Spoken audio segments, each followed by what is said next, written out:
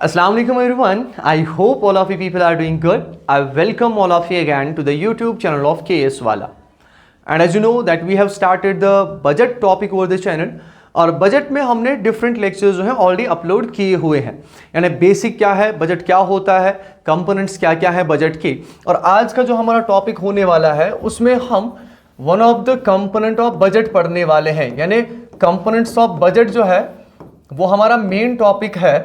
और इसमें से हमने पढ़ा कि बजट सर हमने दो कंपोनेंट्स में डिवाइड किया हुआ है। फर्स्ट इज रिसीट्स, ठीक है, और सेकंड इज एक्सपेंडिचर, यानी जो मेन हेड्स दो हैं वो आपका फर्स्ट है रिसीट्स और दूसरा है एक्सपेंडिचर। और उसमें हमने देखा था कि रिसीट्स जो है इसको हमने दो सब पार्ट्स में डिवाइड किया हुआ है। फर्स्ट इज रेवेन्यू रिसीट्स, ठीक है, and second is capital receipts. और ये हमने कल के टॉपिक में कंप्लीट करा था कि रेवेन्यू रिसीट्स और कैपिटल रिसीट्स क्या होते हैं। सो आज का जो हमारा मेन टॉपिक है दैट इज एक्सपेंडिचर। वो हम क्या पढ़ने वाले हैं, एक्सपेंडिचर। अब समझ लो बेटा, एक्सपेंडिचर होता क्या है, यानी गवर्नमेंट जब खर्चा करता है ना तो दो ही कंडीशंस में खर्चा करता है गवर्नमेंट। यानी गवर्नमेंट जो भी खर्च करेगा either it will be planned expenditure और it will be unplanned expenditure. यानी प्लान्ड एक्सपेंडिचर का मतलब यह है कि हमने बजट में एस्टिमेशन रखा और उस एस्टिमेशन के हिसाब से ही हमने खर्चा किया, ठीक है। बट अनप्लान्ड एक्सपेंडिचर का मतलब यह है कि without any plan due to certain circumstances like कोविड-19 और एनी अदर थिंग, ठीक है, हमें खर्चा करना पड़ा, उसे हम कहेंगे unplanned expenditure. It may be due to any जो भी अनइवन कंडीशन है, ठीक है, उसमें गवर्नमेंट का अनप्लान्ड एक्सपेंडिचर होता है। बट जो एक्सपेंडिचर हमारा है वो दो सब हेड्स से गुजरता है, या एक्सपेंडिचर का मैं कहूं तो दो सब हेड्स में उसको हमने डिवाइड किया हुआ है। First is revenue expenditure and second is capital expenditure. दूसरा क्या होता है, कैपिटल एक्सपेंडिचर। अब समझ लो एक एक करके कि जो रेवेन्यू एक्सपेंडिचर हमारा होता है सर, इसे हम कहते हैं ये वो पैसा होता है, ये वो गवर्नमेंट का खर्चा होता है जो ना तो गवर्नमेंट के लिए कोई एसेट क्रिएट करता है, यानी it does not create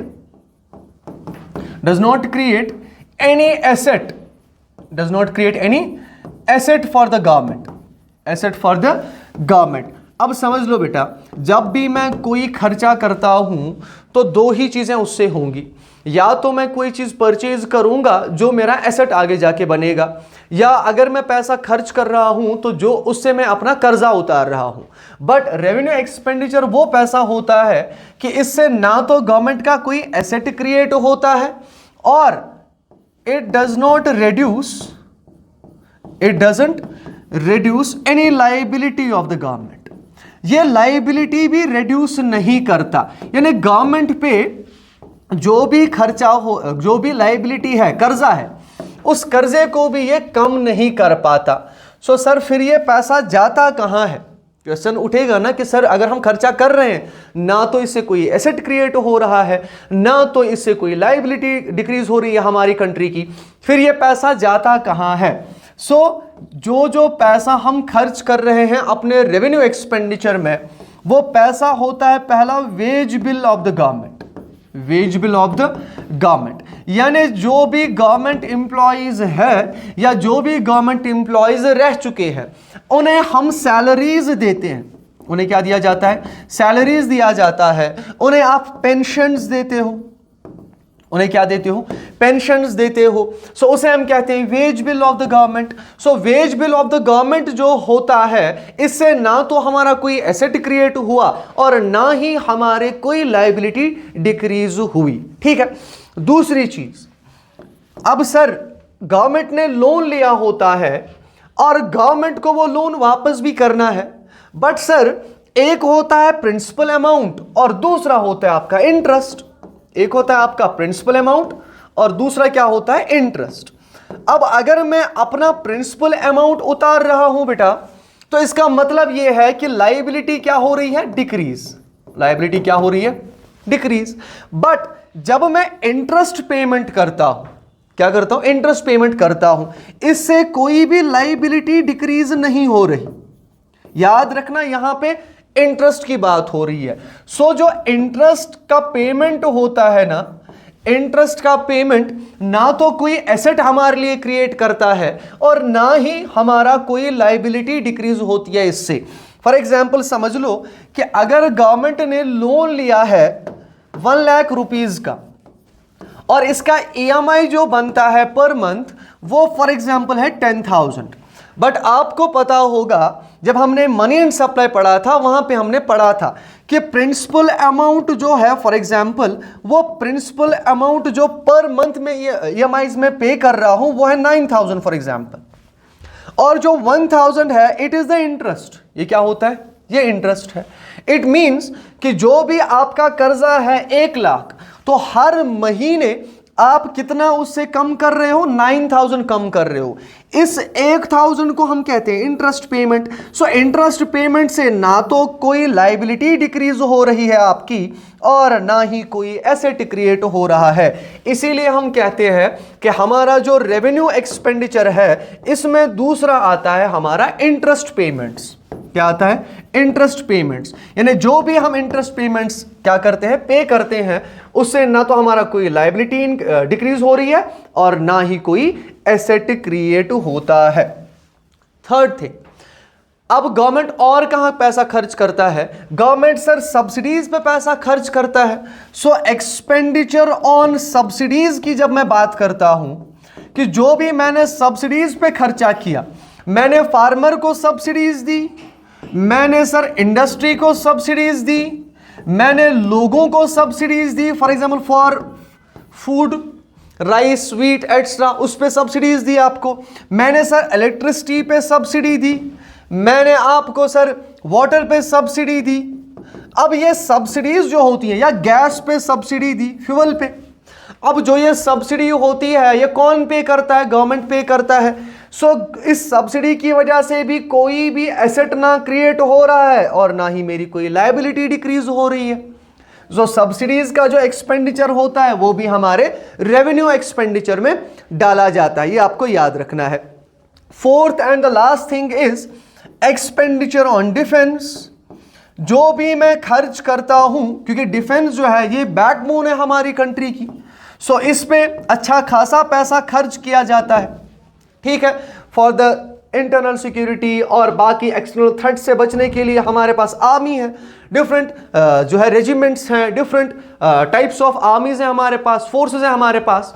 so उन पे जो खर्चा हो रहा है अलग से उनके इक्विपमेंट्स लाने के लिए, आर्म्स एम्यूनिशंस के लिए, उनके जो है पर्सनल गियर्स होते हैं, यूनिफॉर्म वगैरह, वो सारी चीज़ें गवर्नमेंट देता है आपको। सो उन पे जो खर्चा होता है उससे भी ना तो मेरा कोई एसेट क्रिएट हो रहा है और ना ही मेरी कोई लायबिलिटी डिक्रीज हो रही है। सो इतना शॉर्ट में याद रखना है आपको कि जिस पैसे से ना तो कोई लायबिलिटी डिक्रीज हो रही है और ना ही कोई एसेट क्रिएट हो रहा है, उसे हम रेवेन्यू एक्सपेंडिचर हेड में डाल देते हैं, ठीक है। सो आई होप रेवेन्यू एक्सपेंडिचर आपको समझ में आया हो। अब सर जब रेवेन्यू एक्सपेंडिचर की बात आई, दूसरा जो हमारा मेन हेड होता है that is capital expenditure. Capital expenditure, so capital expenditure का मतलब क्या है कि कैपिटल एक्सपेंडिचर वो एक्सपेंडिचर होता है जिससे इधर आपका क्या हो रहा है, आपके एसेट्स क्रिएट हो रहे हैं। दैट्स व्हाई वी से कि जो हमारा कैपिटल एक्सपेंडिचर है it creates assets for the government. ये क्या करता है, एसेट क्रिएट करता है गवर्नमेंट के लिए। सो इसीलिए हम कहते हैं it creates assets for the government, क्योंकि जो भी कैपिटल एक्सपेंडिचर मैं कर रहा हूं, ये कैपिटल एक्सपेंडिचर का मतलब क्या है, मैंने इंफ्रास्ट्रक्चर पे खर्चा किया, ऐसे समझ लो, मैंने इंफ्रास्ट्रक्चर पे खर्च किया। इंफ्रास्ट्रक्चर में आपके रोड्स आते हैं, आपके हॉस्पिटल्स आते हैं, आपके सर स्कूल्स आते हैं, आपका डिफरेंट और इंफ्रास्ट्रक्चर है जो गवर्नमेंट या इकोनॉमी को हेल्प करता है ग्रो करने में। सो जो भी मैंने वो इंफ्रास्ट्रक्चर डेवलप करा तो उससे हुआ क्या, मेरा एसेट क्रिएट हुआ। इससे क्या हुआ, मेरा एसेट क्रिएट हुआ। दूसरा सर, जब मैं कैपिटल एक्सपेंडिचर करता हूं तो इससे मेरी लायबिलिटीज भी डिक्रीज होती हैं, इससे मेरी क्या होती है, लायबिलिटीज भी डिक्रीज होती है। सो दैट्स व्हाई वी से it causes reduction, it causes reduction in the liabilities of the government, liabilities of the government।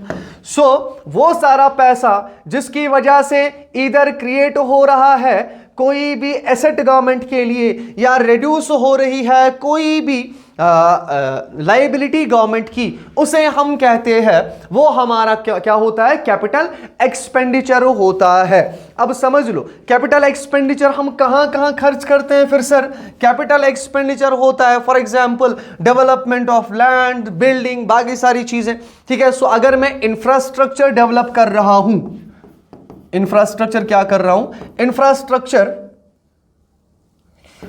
Infrastructure development, अगर इंफ्रास्ट्रक्चर डेवलपमेंट में कोई पैसा खर्च कर रहा हूं तो वो मेरा कहां पे आएगा, कैपिटल एक्सपेंडिचर में आएगा। इसके साथ सर मशीनरी या इक्विपमेंट्स के लिए अगर मैं कोई पैसा खर्च कर रहा हूं, सो जो पैसा मशीनरी को बनाने के लिए या इक्विपमेंट्स को बनाने के लिए खर्च किया जा रहा है, ठीक है, वो पैसा कौन सा होता है, वो पैसा होता है हमारा कैपिटल एक्सपेंडिचर। सो और एक चीज है कि अगर गवर्नमेंट खर्च कर रहा है, फॉर एग्जांपल गवर्नमेंट खर्च कर रहा है अपना पैसा डिफरेंट इंफ्रास्ट्रक्चरल पर्पसेस के लिए, ठीक है। अब जब गवर्नमेंट पैसा खर्च कर रहा है ना, सो उससे क्या हो रहा है, उससे या तो हमारा कोई एसेट क्रिएट हो रहा है या तो मेरी कोई भी लायबिलिटी क्या हो रही है, डिक्रीज हो रही है। इसीलिए हम कहते हैं कि इसमें तीसरी चीज क्या आती है कि देखो गवर्नमेंट जो हमारा है ना, सेंट्रल गवर्नमेंट, वो स्टेट गवर्नमेंट को लोन्स भी प्रोवाइड करता है, लोन्स भी क्या करता है, प्रोवाइड करता है। अब जब आप लोन्स किसी को देते हो ना, वो लोन आपके लिए एसेट बन जाता है, वो आपके लिए क्या बन जाता है, एसेट। क्यों, क्योंकि अगर मैंने लोन लेंड किया ना, तो मुझे उस लैंडेड लोन पे क्या मिलेगा, मुझे इंटरेस्ट पेमेंट। यानी अगर मैंने स्टेट्स को क्या किया, सेंटर अगर स्टेट्स को लोन प्रोवाइड करता है, सो अगर आपने स्टेट्स को लोन प्रोवाइड करा तो स्टेट आपको इंटरेस्ट देगा उसके लिए, ठीक है। सो वो इंटरेस्ट क्या है, आपके लिए एसेट है, आपने कहीं पे इन्वेस्ट करके रखा है अपना पैसा, ऐसा समझ लो। सो लोन्स जो आप क्या करते हो, लेंड करते हो, जो लोन्स लेंड किए जाते हैं उन लोन्स को भी हम कैपिटल एक्सपेंडिचर कहते हैं, यानी वो पैसा भी हमारा कैपिटल एक्सपेंडिचर में डाला जाता है। So these are the three things जो हमारे कैपिटल एक्सपेंडिचर में आते हैं। First is infrastructure development, second is machinery and equipment expenditure, और दूसरा लोन्स, जो भी लोन्स लेंड किए जाते हैं। सो आई होप आपको ये सारी चीज़ें समझ में आई हो अच्छे से कि हमारा जो बजट है उसके कंपोनेंट क्या है, स्ट्रक्चर क्या होता है बजट का, वो हमने देखा। सो एक बार जो है सारे स्ट्रक्चर को देख लेते हैं ताकि आपको रिवाइज हो जल्दी से जल्दी। हमने देखा सर बजट है, बजट के दो मेन कंपोनेंट्स है, एक है हमारा रिसीट वाला कंपोनेंट, दूसरा है हमारा एक्सपेंडिचर वाला कंपोनेंट। उसमें हमने देखा रिसीट में पहला आता है सर मेरा रेवेन्यू रिसीट्स, और आता है मेरा सर कैपिटल रिसीट्स, और इसमें हमारा आता है revenue expenditure and capital expenditure. So this is the structure of budget, कि आपका बजट कैसे बनाया गया होता है या बजट को कैसे बनाया जाता है। सो होपफुली सारी चीजें आपको समझ में आई हो। मिलते हैं आपके साथ नए लेक्चर में। इसका जो पीपीटी होगा that will be actually forwarded in the Telegram group और टेलीग्राम चैनल ऑफ केएस वाला, आप वो जाके ज्वाइन कर लीजिए। और आई होप जो है आप इसके नोट्स भी साथ साथ बना रहे होंगे। मिलते हैं आपके साथ नए लेक्चर में नई टॉपिक के साथ। तब तक के लिए अपना ख्याल रखिएगा, अपने घर वालों का ख्याल रखिएगा। अल्लाह हाफिज़।